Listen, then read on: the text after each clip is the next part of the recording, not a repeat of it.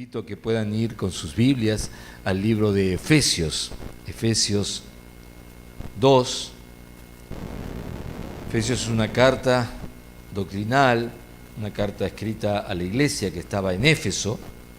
Es como si llegara una carta de otra ciudad a nuestra iglesia, ¿está bien? Así que aquí era el apóstol Pablo escribiéndoles a los hermanos de la iglesia que estaba en Éfeso. Por eso dice carta a los Efesios.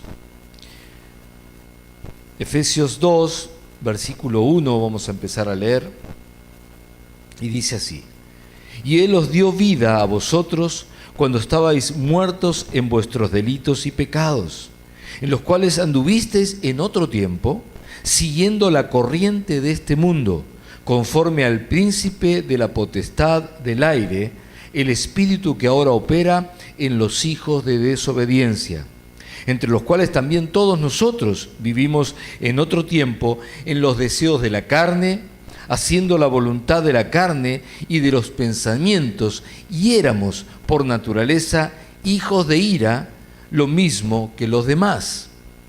Pero Dios, que es rico en misericordia, por su gran amor con que nos amó, aun estando nosotros muertos en pecados, nos dio vida juntamente con Cristo. Por gracia sois salvos. Amén y amén. ¿Saben? Los escenarios en el mundo hoy no son buenos ni los mejores. Estamos viviendo tiempos donde los escenarios son realmente malos, donde la muerte está a la vuelta de la esquina, donde las cosas comienzan a llegar a un punto que ya ni siquiera podemos, o la gente puede sostener la tensión por el temor a la muerte, a tal punto que comienzan a escucharse frases como algo así, que quede el que quede, o que pase lo que tenga que pasar. Es decir, ya empezamos o empiezan a aceptar la muerte como algo que, tendrá que ser. Y esto se llama resignación a un ataque del enemigo, y para que usted me entienda, esto se llama resignación a la enfermedad, resignación a la imposibilidad, resignación a perder seres amados. Por eso le digo que la situación es realmente terrible. Y lo peor de todo esto no es ni siquiera lo que le acabo de decir. Lo peor es que la gente cree que antes estaba mejor, que la situación de antes era mejor que ahora. Y usted dice, pero pastor, lógico que era mejor. Déjeme decirle algo, la situación de antes era distinta, pero no era mejor. Y permítame que se lo demuestre en el transcurso de esta prédica, de este sermón. Es decir, ¿por qué no era mejor? Era distinta, sí, pero ¿por qué no era mejor? Bueno, primero porque el enemigo tenía a todos bajo la esclavitud de la muerte, es decir, en condenación, sabiendo que eran culpables de pecado. Había sobre sus cabezas una condenación, y esto implicaba que había culpa en cada uno de nosotros en lo anterior, y aun cuando podíamos salir libres aparentemente, éramos esclavos de esa culpa, de esa condenación de la muerte. Por miedo a la muerte caminábamos en esclavitud. Pero como leímos allí en Efesios, todos tuvimos en otro tiempo en esa condición. bajo las condiciones o bajo las condiciones impuestas por el mundo, siendo hijos de ira por obedecer a la carne y a los pensamientos. Es decir, estábamos bajo una maldición. Pero venido Cristo, cuando vino Cristo, nuestro libertador, nos sacó de esa esclavitud del enemigo y del temor a la muerte. La palabra que leímos decía claramente, entre los cuales también todos nosotros vivimos en otro tiempo, en los deseos de la carne, haciendo la voluntad de la carne, no la de Dios, y dice, y de los pensamientos, y éramos por naturaleza hijos de ira, lo mismo que los demás. Pero Dios, que es rico en misericordia, por su gran amor con que nos amó, aún nosotros estando como muertos en pecados. Por eso le digo que la condición de antes no era mejor, era distinta. Pero la palabra de Dios dice que antes estábamos muertos en pecados. Ahora estamos bajo una condición donde ya empezamos a resignarnos no solamente a esa muerte, sino también a la muerte física. Como que, bueno, ¿qué va a hacer? ¿Cuántos tienen que morir? ¿200.000? Y pareciera que estamos hablando simplemente de hojitas que se volaron de un árbol. Son 200.000 personas, familias, con nombre y apellido, pero ya no pega tan fuerte. Ya no nos llama la atención que hablemos de 10.000, de 20.000, ya no es una cosa que pareciera, y es porque lamentablemente el escenario que estamos viviendo lleva a la gente que no tiene otra manera, otra salida, lo lleva a ese punto. No es que sean malos, no es que no les importen los demás, es que simplemente el escenario en que están hoy viviendo no les deja otra salida. Y entonces llegan a esa condición de decir, bueno, yo salgo, yo me muevo, yo hago, y si alguien tiene que morir, que muera. Pero esto no es la voluntad de Dios. Dios no envió a su Hijo para que el que se tenga que morir se muera. Dios envió a su Hijo para salvar a la humanidad. Dios envió a su Hijo para dar vida. Dios envió a su Hijo para librarnos de la muerte. Dice allí, por gracia somos salvos. Nos sacó de la condición de muerte en que estábamos, porque estábamos en una condición de muerte, y nos libró de la muerte para darnos vida eterna. Por lo tanto, no podemos resignarnos a esa condición, a ese escenario. Y usted dirá, pastor, ¿pero cómo hago para cambiarlo? Bien, lo primero que tengo para decirte es que Jesús vino para darte vida. Y vida en abundancia. Jesús vino para que tengas vida, y esa vida se refleje en todas las áreas de tu vida. No solamente en que te limpia de pecado y ahora estás limpio delante de Dios, sino también trae sanidad. Y los testimonios nos hablan de eso. También trae prosperidad. Los testimonios nos hablan de eso. También trae restauración en la familia, en los matrimonios. Los testimonios nos hablan de eso. Es decir, lo que Dios quiere es una vida plena en todas las áreas. Y para eso vino Jesús. Jesús vino para eso. Y es ahí donde yo no tengo que resignarme, sino entonces ahora buscar esa salvación, buscar al Señor, llamar, pedir, golpear. ¿Por qué? Porque Dios prometió que Él respondería.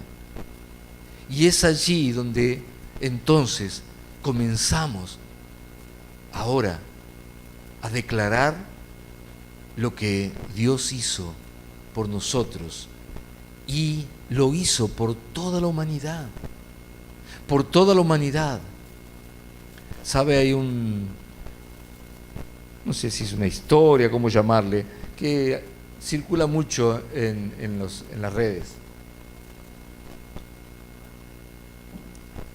Es un pequeño video donde hay un hombre, un cristiano, que va a la peluquería y va con la Biblia. Mientras le cortan el pelo pensaba leer la Biblia, y el peluquero, que no era cristiano, le dice: ¿usted cree en eso? Dice: sí, ¿por qué no voy a creer? Dice: porque si Dios existiera, ¿por qué hay tantas enfermedad, tantas personas que están mal? ¿Y por qué él empieza a hacer toda una presentación de queja? Y este hombre en principio se quedó un poco mudo allí, sin saber qué contestarle. Bueno, terminó de cortarle el pelo, lo saludó y se fue. Cuando sale, ve a un hombre, vamos a llamarle vagabundo para que usted me entienda, pero vio a esas personas que están con todo el pelo así desprolijo, la barba desprolija, toda, y estaba afuera. Y entonces él ahí cuando lo ve, dijo: acá está la respuesta. Entonces le pidió a este hombre si lo acompañaba un minuto adentro de la peluquería. Entra y le dice al peluquero: ¿sabe? Los peluqueros, los barberos no existen. ¿Cómo no existen? Acá dice: yo soy uno.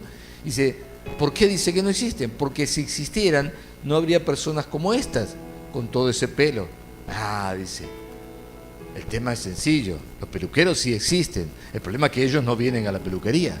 Ahí está el punto, le dice el cristiano. Dios existe. El tema es que la gente no viene a buscar a Dios. Y de esto se trata. Porque Dios tiene absolutamente en su voluntad el deseo de salvar, el deseo de sanar, el deseo de prosperar, el deseo de bendecir. Pero necesitamos buscarle. Como les dije, no hubo un solo pedido de oración, uno solo de los que llegaron a la iglesia. Y mire que son, realmente son muchísimos, cientos de pedidos. De solamente enfermos del COVID-19, solamente de COVID-19, ya son 55 personas sanadas. Y nosotros no somos médicos, no tenemos la vacuna, no sabemos nada de medicina, solo sabemos hacer algo: orar a nuestro Dios.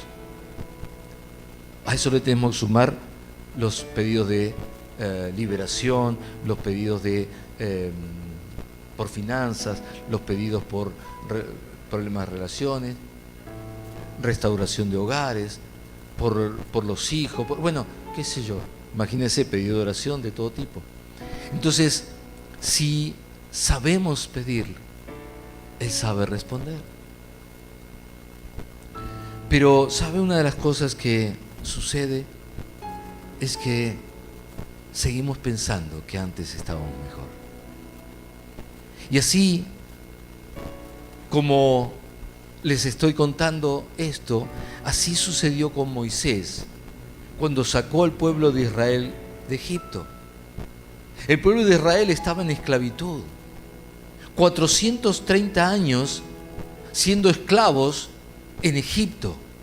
Mire, yo no sé si usted alguna vez vio una película de esclavos, pero no es precisamente una película de personas vacacionando en alguna playa o en un crucero, en una playa del Caribe, sino precisamente todo lo contrario. Un esclavo no tiene absolutamente nada, un esclavo se le exige todo, a un esclavo se lo golpea, se lo maltrata.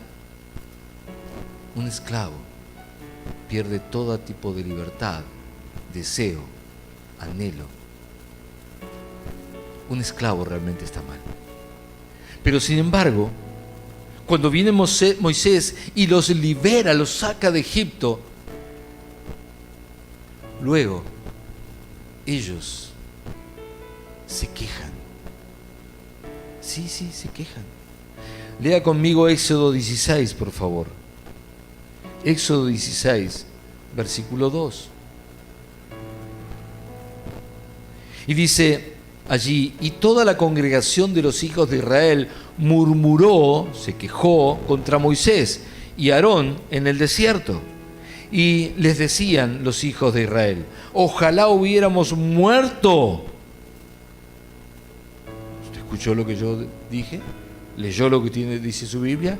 Dice, ojalá hubiéramos muerto por mano de Jehová en tierra de Egipto, cuando nos sentábamos a las ollas de carne, cuando comíamos pan hasta saciarnos, pues nos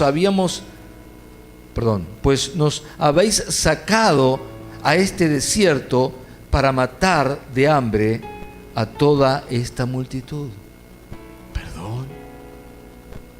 Como esclavos comían carne todo lo que querían. Como esclavos comían pan todo lo que querían. Pero eso no se lo cree ni el niño más inocente. Como esclavos, lo único que no tenían era eso. Números 11. Libro de Números, capítulo 11, versículo 4. ¿Leí el 3? Sí, no. Sí, lo leí. El 12 lo leí y el 3 está bien, sí. Vamos a Números 11, 4. Dice, la gente extranjera, escuche esto por favor que es un detalle, y la gente extranjera que se mezcló con ellos tuvo un vívido deseo, y los hijos de Israel también volvieron a llorar y dijeron, ¿quién nos diera a comer carne? Lo primero que quiero que note allí, que era gente que no era del pueblo de Israel, que se habían infiltrado allí y comenzaron a llenarle la cabeza al pueblo de Israel para que se quejara a Dios. Y muchas veces esas influencias, esas amistades que no nos convienen, ese dejarnos llevar por lo que el mundo dice, habla, la televisión nos marca o cualquier otro medio, hace que nosotros terminemos quejándonos cuando el que nos está cuidando es Dios. Y dice, y los hijos de Israel también volvieron a llorar y dijeron, ¿quién nos diera a comer carne? Nos acordamos, dice, nos acordamos del pescado que comíamos en Egipto de balde, o sea, gratis. Eran esclavos en Egipto. ¿Qué cosa era gratis para ellos? Eran esclavos. ¿Cómo van a comer gratis? Sus vidas eran por cada cosa que recibían. De los pepinos, de los melones, de los puerros, de las cebollas y de los ajos. Y ahora nuestra alma se seca, pues nada sino este maná ven nuestros ojos. Quejas.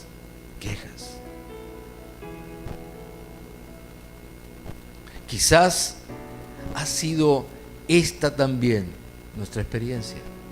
Es decir, estamos viviendo en esa condición de muerte, y de pecado, y Dios nos saca de ese lugar y nos trae la bendición, nos trae al cuidado de Él, nos trae a la protección de Dios, pero nos quejamos porque no puedo ir libre a la plaza, o nos quejamos porque no puedo ir hasta el centro porque no me dejan, o porque no puedo tomar el colectivo, o porque no puedo hacer esto. Nos quejamos porque antes estábamos mejor, hacíamos lo que queríamos, pero nuestra condición era de muerte.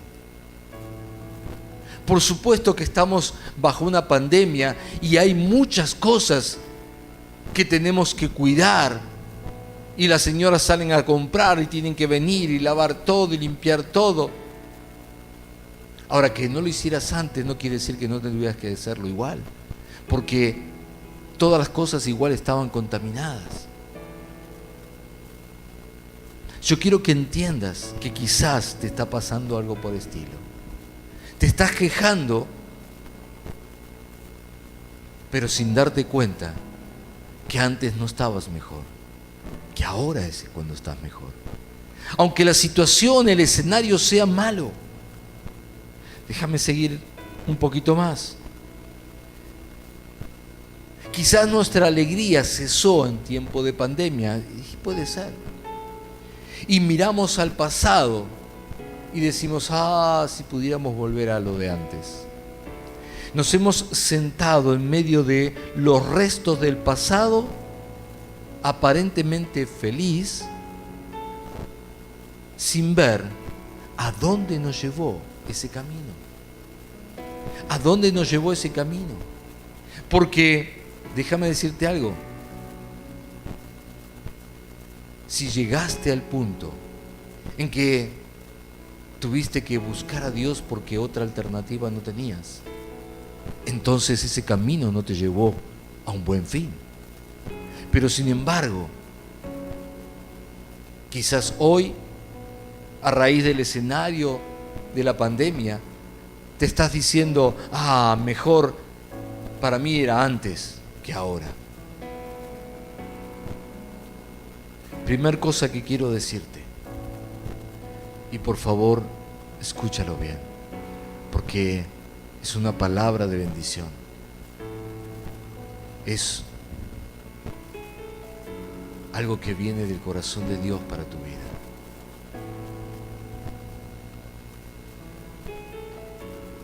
El amanecer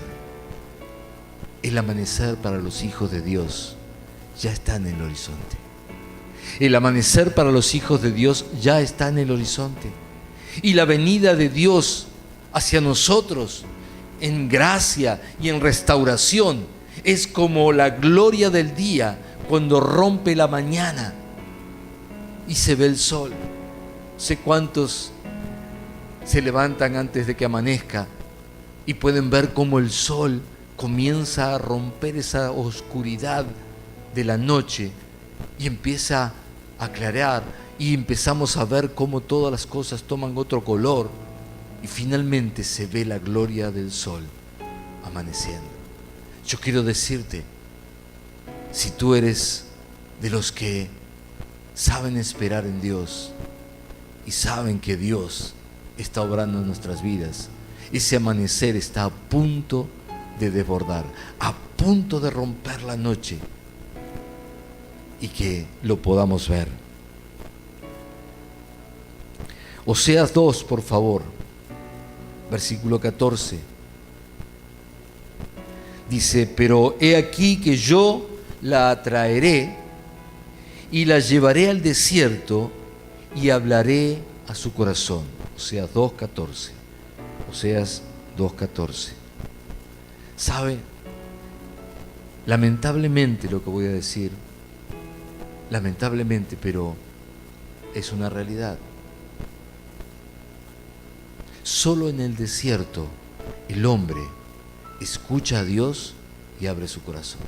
Solo en el desierto. Dios tiene que llevarlos al desierto. Cuando sacó al pueblo de Israel, era más fácil sacarlo de ahí e introducirlo directamente a la tierra que le había prometido. Pero no servía, porque vieron lo que sucedió. En medio de ellos estaba todavía la queja, todavía estaba el pensar de que el lugar de donde ellos salían de esclavitud era mejor todavía que la libertad con que Dios los estaba liberando. Así que tuvo que llevarlo por el desierto para que escucharan la voz de Dios, para que pudieran abrir su corazón y recibir a Dios. Y allí le dio leyes. Todos conocen las tablas de los 10 mandamientos, las recibieron en el desierto. Dios necesita llevarnos al desierto para que podamos escuchar su voz y abrir nuestro corazón. ¿Cuántos pedidos de oración recibimos? Gracias a Dios por esos pedidos, porque significa que están viniendo a buscar a Dios. Pero son personas que, dada la situación extrema, se acercan a Dios. Dios siempre responde, siempre responde. Pero ¿saben qué? Escuche por favor esto, muchos de ustedes, por favor. Dios te dio, Dios te bendijo, Dios te dio el milagro que necesitabas. Pero Dios está esperando que ahora vuelvas a Él, que ahora te quedes con Él para siempre. Él está esperando que esto que hizo sea para que abras tus ojos, para que despiertes del sueño en que estabas, para que escuches ahora su voz, abras tu corazón y Él pueda venir a habitar en tu corazón y no te deje más, nunca más, para que de ahora en más vivas una vida bendecida, esa vida abundante de que hablamos antes. Y no que de pronto, una vez que recibiste lo que necesitabas, diga, pero antes yo estaba mejor. Me vuelvo al mundo y me alejo de Dios. Lamentablemente muchos reciben, pero se vuelven a su vida mundana, a la que decía Efesios, a esa vida donde simplemente seguíamos la corriente del mundo y hacíamos lo que la carne y los pensamientos decían. Se vuelven alejándose de Dios, que Él fue el que los salvó, que fue el que los rescató, que fue el que le dio vida, que le dio el milagro que necesitaban.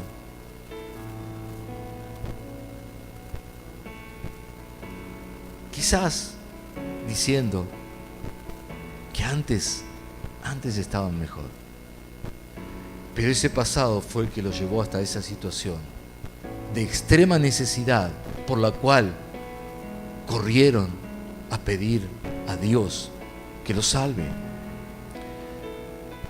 Hoy vine a decirte, y este es el mensaje por el cual estoy aquí hablándote. Es el mensaje que Dios tenía para tu vida. Y esto está en Oseas 2:15. Dios es un Dios que cambia escenarios. Digan conmigo, Dios cambia escenarios. Dios lo que quiere es poder hacerlo en tu vida. Oseas 2:15 dice, y le daré sus viñas desde allí. ¿Desde dónde es allí? ¿Dónde estaban? Estábamos en el desierto. Él nos había llevado al desierto. El 2:14 decía, y los llevaré al desierto. Los voy a llevar al desierto y ahí les voy a hablar al corazón. Entonces, la pregunta es, ¿dónde estabas? ¿Dónde estabas?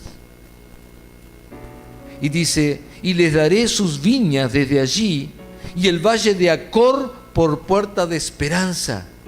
Y allí cantará como en los tiempos de su juventud, y como en el día de su subida de la tierra de Egipto. Déjeme que le explique un poquito más de esto. Dice el valle de Acor. El valle de Acor es el lugar de la dificultad. Ese es el significado de la palabra Acor, dificultad. Por eso dice, es el valle de la dificultad. Y luego dice, puerta de esperanza. ¿Qué es una puerta de esperanza? Es lo que uno está aguardando, es lo que uno anhela para su vida y para su familia. Ahora vuelvo a leerte este versículo para que puedas ir entendiéndolo. Dice, y les daré sus viñas desde allí. ¿Desde dónde? Desde el valle de la dificultad. Dios dice, le voy a dar sus viñas desde el mismo lugar del valle de la dificultad, desde el mismo lugar de la dificultad, desde el lugar donde se están pasando mal, allí le voy a dar las viñas. Y además le voy a abrir una puerta en ese lugar, en el lugar de la dificultad, le voy a abrir una puerta para que puedan tener esperanza de todo lo que están necesitando, anhelando, porque voy a hacer algo. Les voy a dar tanto gozo y alegría en sus vidas por lo que reciban, por lo que van a recibir de mi mano, que van a volver a cantar como cuando eran jóvenes, alegres, o como cuando salieron de la esclavitud. Esto es lo que está diciendo Dios. Y esto es lo que yo vine a decirte hoy. Vine a decirte que Dios va a cambiar tu valle de dificultad para que puedas tener cánticos de alegría.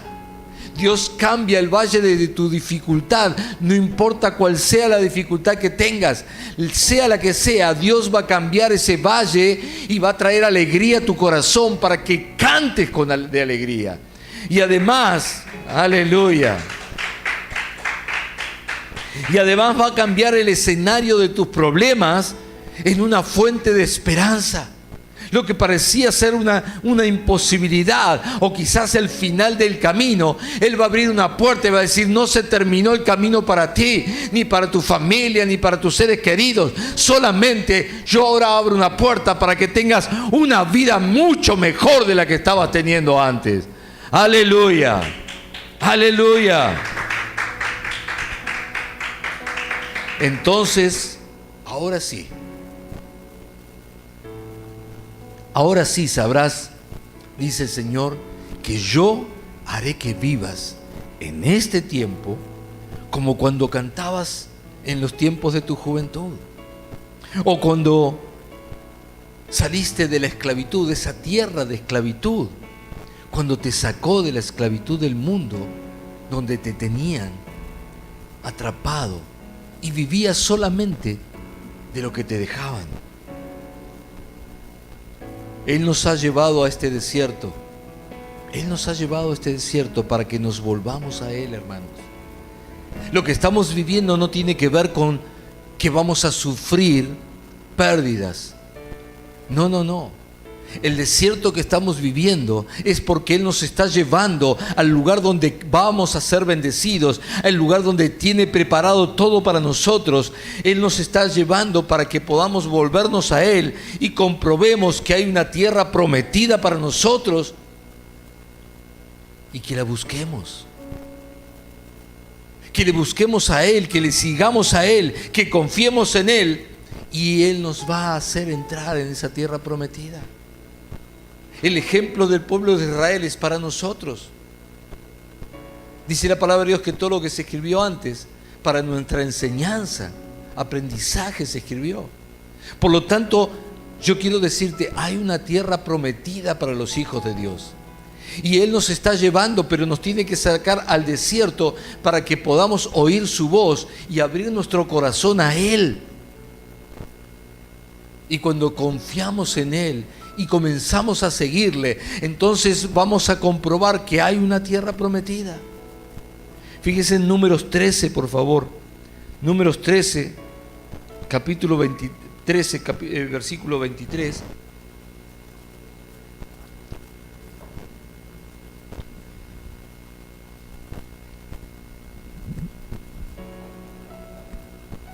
Trece, 23.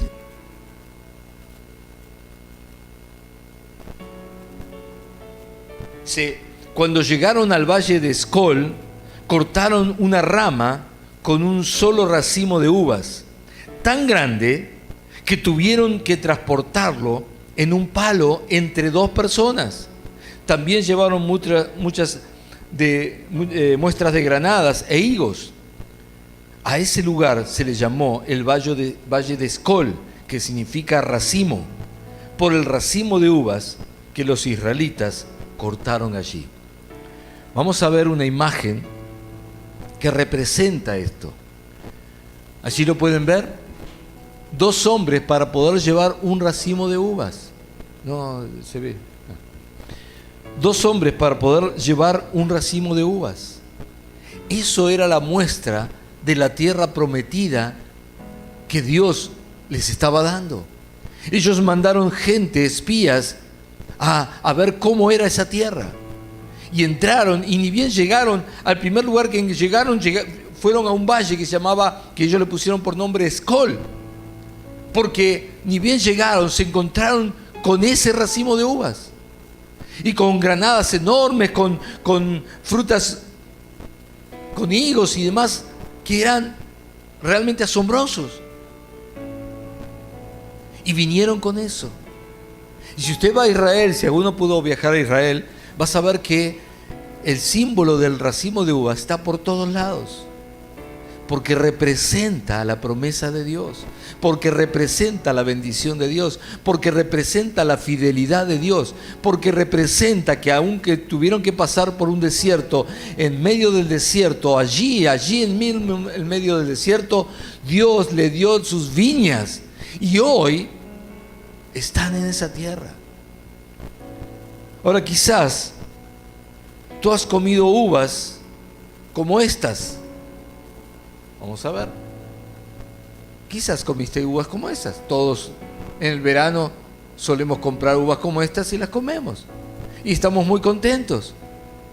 Y entonces cuando salimos al desierto, dicen, pero yo antes estaba mejor, comía de estas uvas.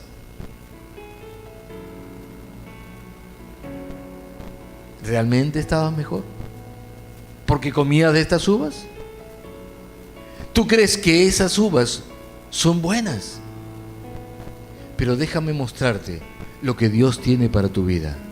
Déjame mostrarte que lo que hasta ahora has vivido y has comido solo tenía ese tamaño, las uvas.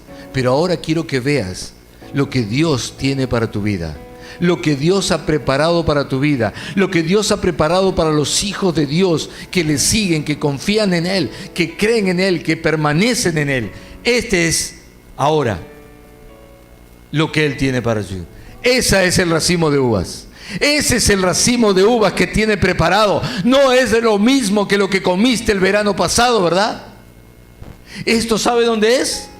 Esto es, allí lo dice, es el racimo de uvas de la región vinícola de Jerusalén.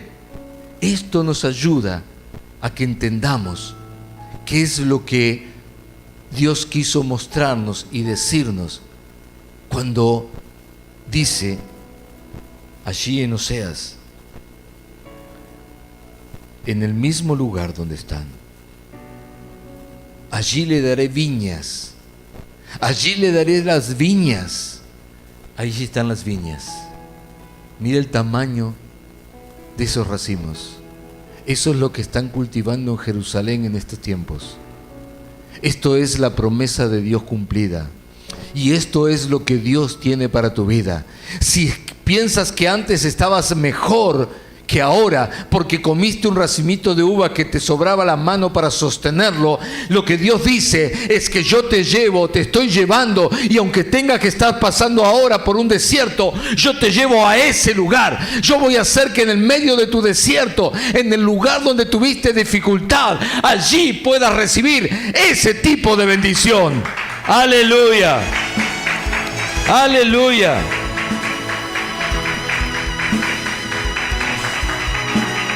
Y les daré sus viñas desde allí, y el valle de Acor por puerta de esperanza. Y allí cantarán como en los tiempos de su juventud y como en el día de la subida de la tierra de Egipto. Dios va a cambiar tu escenario.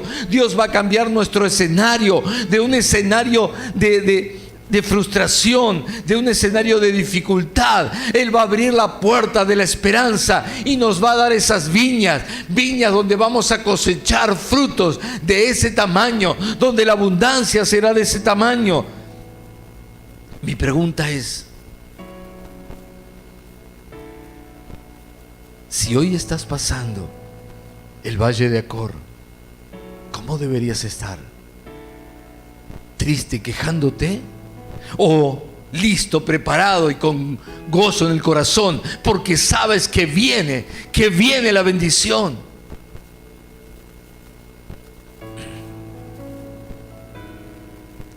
Quizás dices, pero yo no entiendo cómo va a ser eso.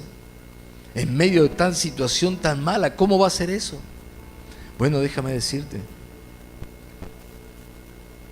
en medio de toda esta situación, si tuviera aquí a todos ustedes, les haría levantar la mano. ¿Cuántos en este tiempo de necesidad, en este tiempo de falta de trabajo, en este tiempo de falta de recursos, en este tiempo, cuántos están siendo bendecidos y prosperados? Miren, no quedaría ni uno sin levantar la mano. Lo sé.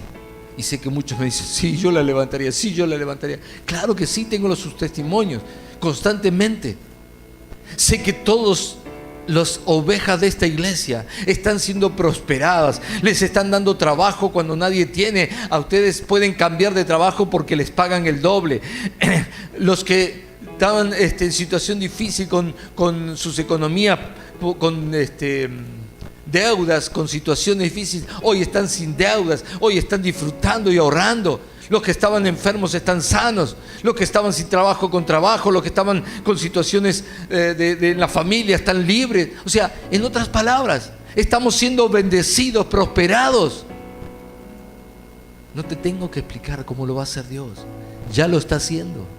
Ya lo está haciendo. Pero viene más. Viene muchísimo más. Viene muchísimo más. Decenas de testimonios nos hablan acerca de lo que Dios está haciendo. Y ¿sabes algo? Simplemente para cerrar quiero dejarte esta palabra. Todavía lo mejor de lo mejor ni siquiera comenzó a venir. Viene lo mejor está por venir, porque Dios cambia todo escenario de dificultad y nos lleva a la tierra prometida, nos lleva a la tierra de bendición, de multiplicación, de frutos en abundancias. Aleluya, aleluya. Vamos a levantar nuestras manos y a pedirle al Señor que abra esos cielos también en este tiempo, para que llegue esa lluvia de bendición sobre nuestras vidas, sobre tus familias.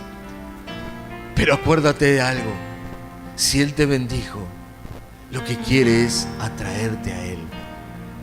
Él espera que tú le sigas, que tú le creas, que tú confíes en Él, que no te alejes y te vuelvas al mundo, que no te quedes fuera de lo que realmente tenía para ti, una tierra de bendición, una tierra prometida.